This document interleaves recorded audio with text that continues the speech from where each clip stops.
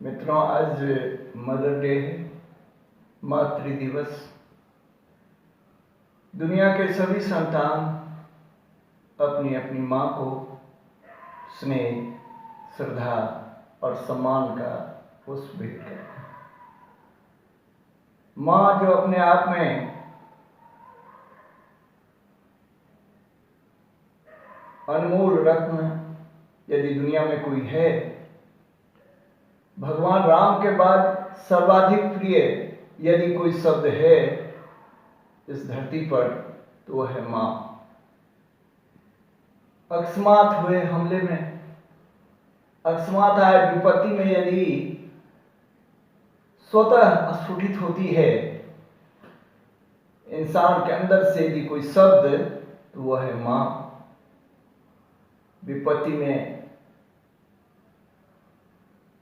जब घिरा होता है इंसान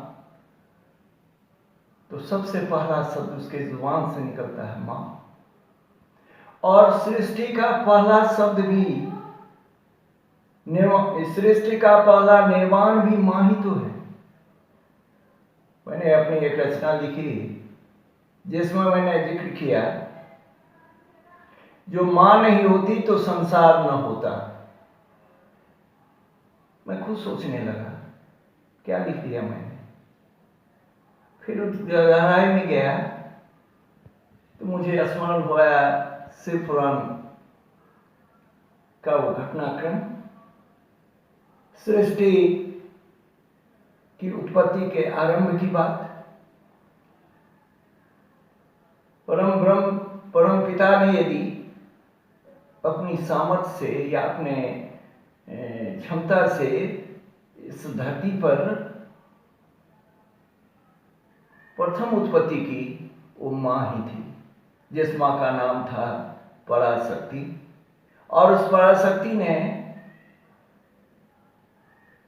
ब्रह्मा, विष्णु और महेश की उत्पत्ति की है, जिन्होंने संसार को रचने, पालने और रक्षा और संहार का दायित्व का निर्वहन किया है।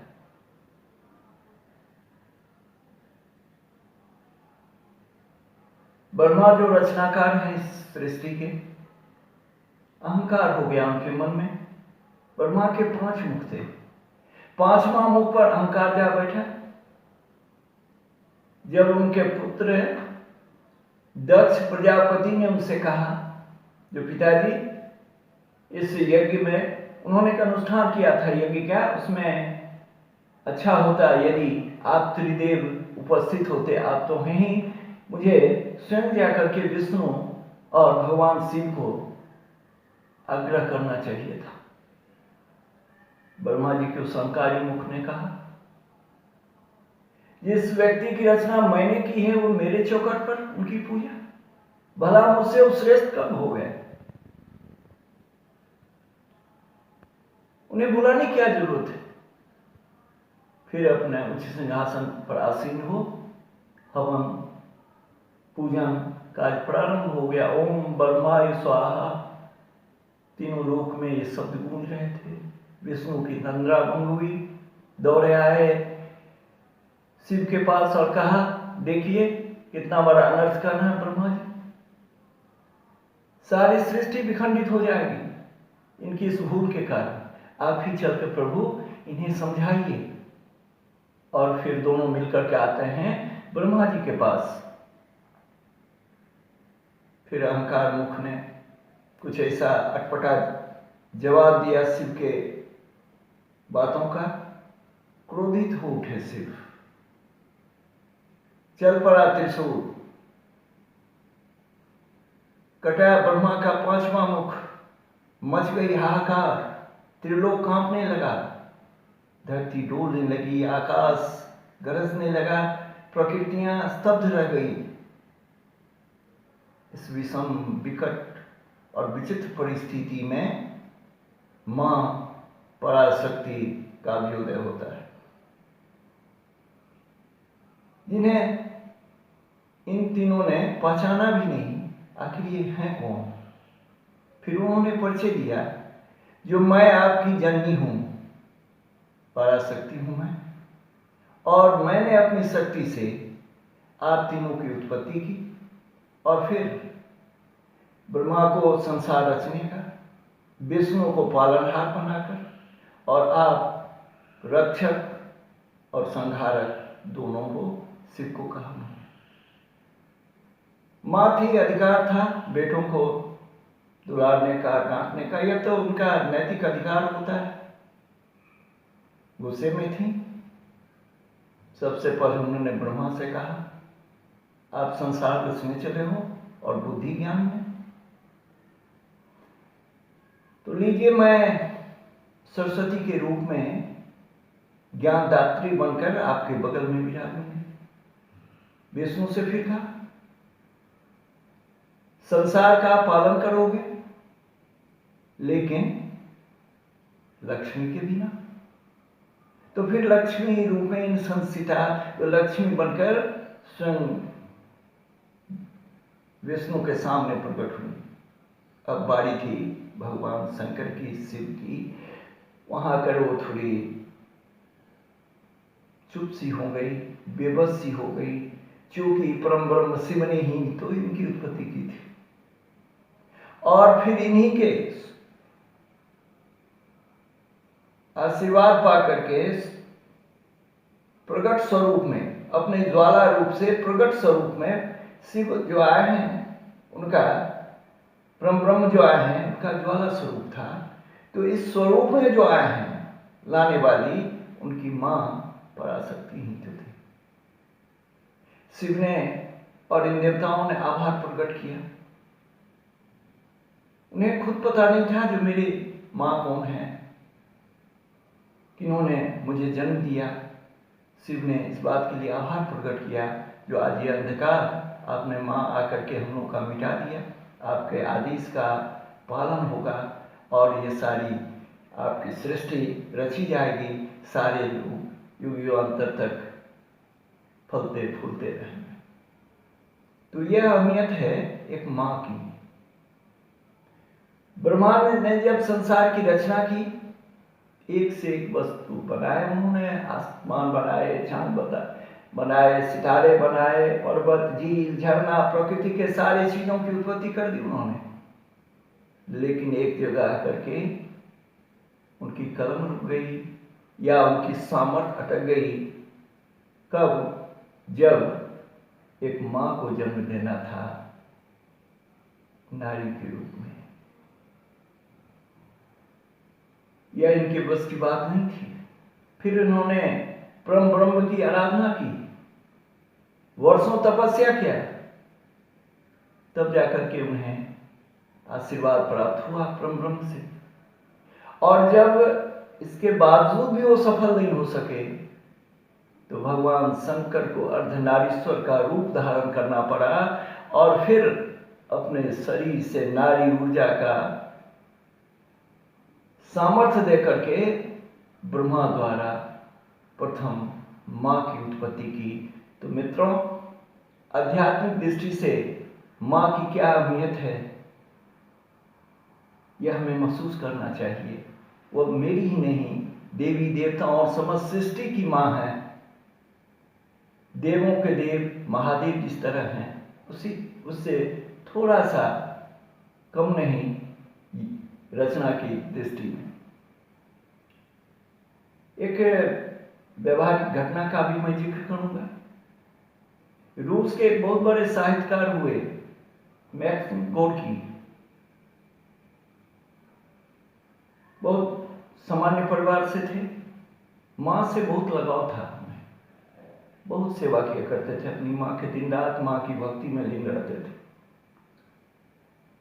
मां बीमार पड़ी और उस दौरान उनके सारी चीज तंगो तबाह हो गए, पैसे के मोहताज हो गए वो। कुछ दिन बाद मां जब चल बसी, तो एक साहित्यकार मन व्यथित हो उठा और फिर मां की स्मृति में उन्होंने मां पुस्तक की रचना कर डाली, जो विश्वविख्यात है अपने आप में। गोरकी की माँ ही कह के लोग उस पुस्तक को संबोधित करते हैं, और दुनिया के लगभग 250 भाषाओं में उस पुस्तक का अनुवाद हुआ, और उस रॉयल्टी से एक सामान्य व्यक्ति धनवान बना। यह था माँ का सेवा का फल, जो जमीन से आसमान तक पहुंचाने का काम। विश्व के 2-4 रचनाकारों में गिनती होती है गोरकी, जो रूस के थे। तो यह है माँ की सेवा का फल। तो आइए मित्रों, आज के दिन जो बहुत पावन दिन है हर बेटे के लिए,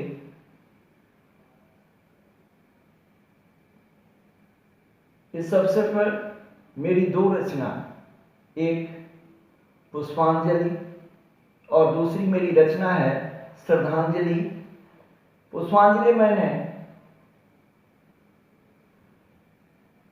समस्त विश्व के उन माँओं के लिए मेरी भेंट है जो आज सौभाग्यशाली हैं, अपने संतान को अपनी आंखों से देख रही हैं, देखकर प्रसन्न हो रही हैं और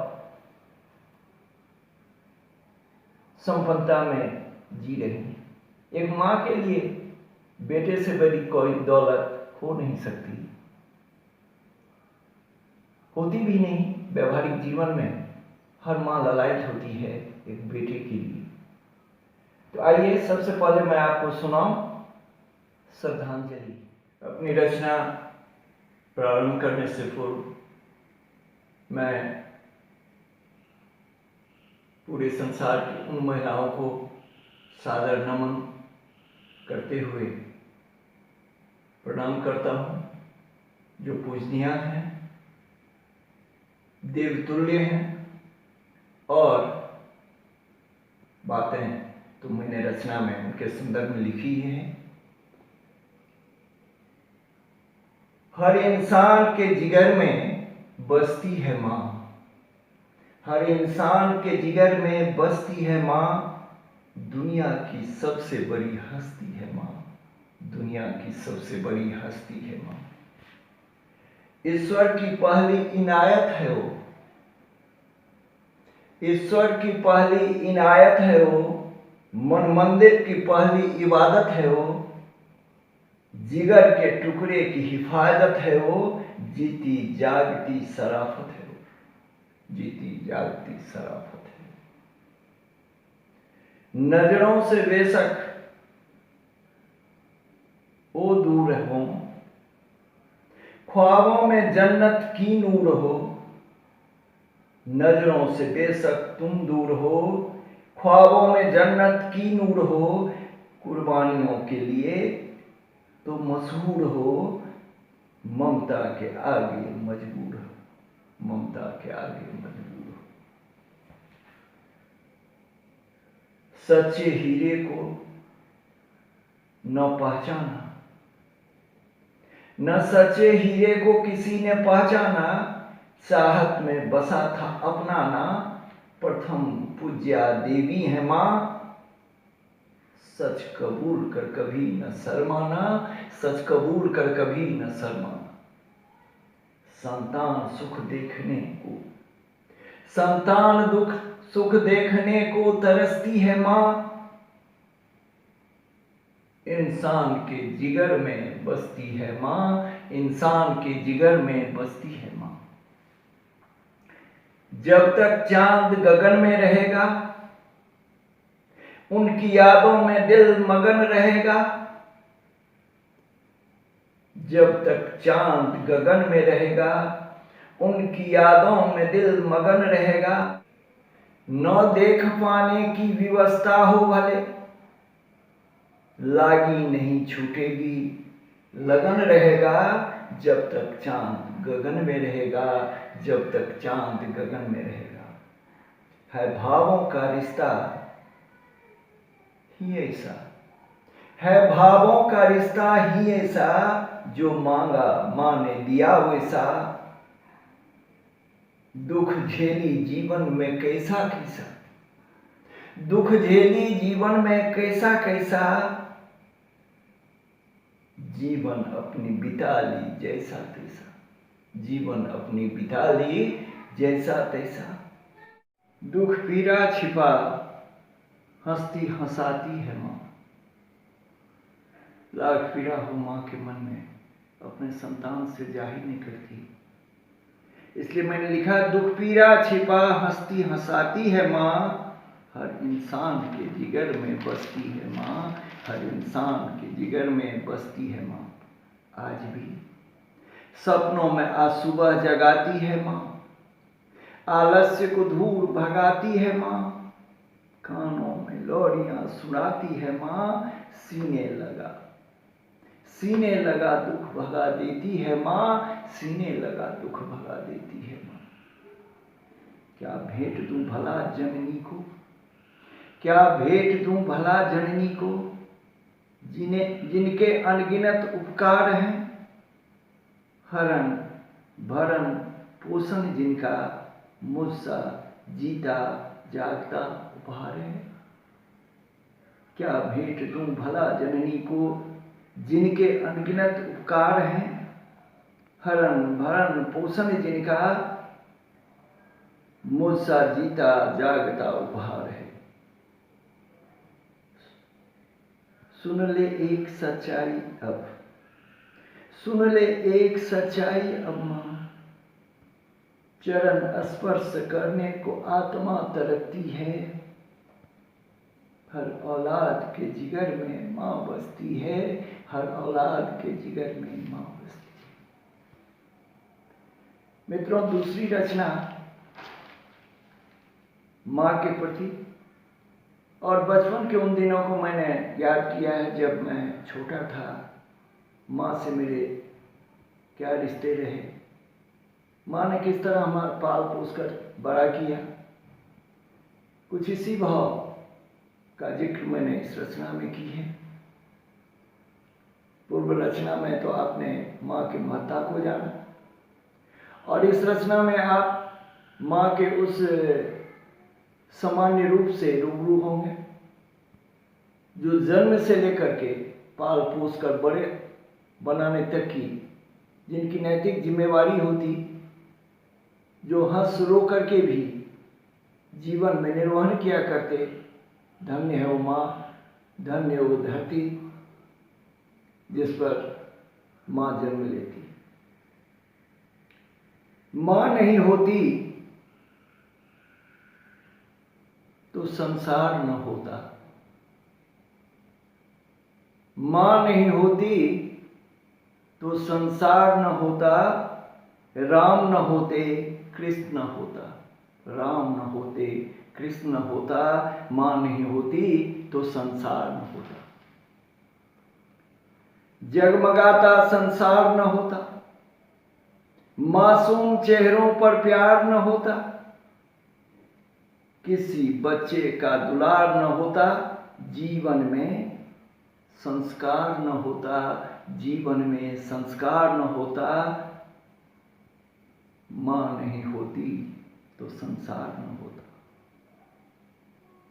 भला पलने पर झुलाता कौन, लोरियां गाकर सुनाता कौन, आंचल की ओट में छिपाता कौन, रोने पर चुप कर हंसाता कौन, रोने पर चुप कर हंसाता कौन। पालन नहीं करती, अगर वो पालन नहीं करती तो मैं बड़ा न होता, माँ नहीं होती तो संसार न होता, माँ नहीं होती तो ये संसार न होता। ममता का संचार न होता, भाव भरा संसार न होता, भले बुरे का विचार न होता, नपा तुला आहार न होता, नपा तुला आहार न होता। उंगली पकड़ कर चलाता कौन, स्नेह बना भरा हाथ सहलाता कौन, उंगली पकड़ कर चलाता कौन, स्नेह भरा हाथ सहलाता कौन, मालिश करके हमें नहलाता कौन, दुख में हमें बहलाता कौन, दुख में हमें बहलाता कौन।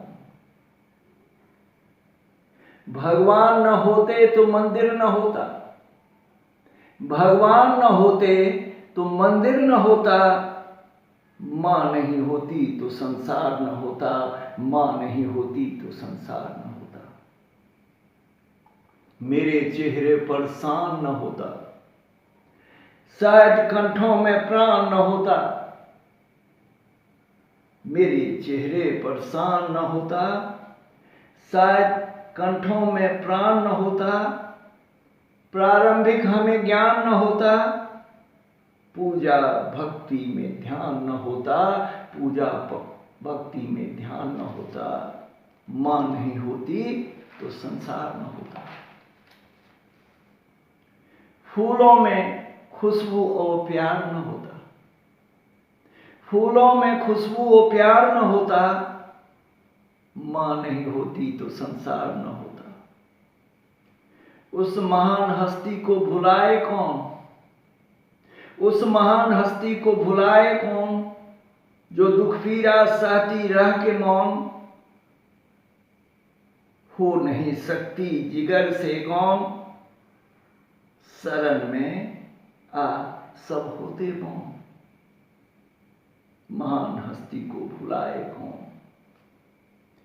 संसार में उदय अस्त न होता, संसार में उदय अस्त न होता। माँ नहीं होती तो ये संसार न होता, माँ नहीं होती तो ये संसार न होता। अंत में समस्त माताओं को और स्वर्ग में बैठी उन माताओं का आशीर्वाद के लिए मेरी पुष्पांजलि, मेरी श्रद्धांजलि के संग उन्हें अंतिम प्रणाम।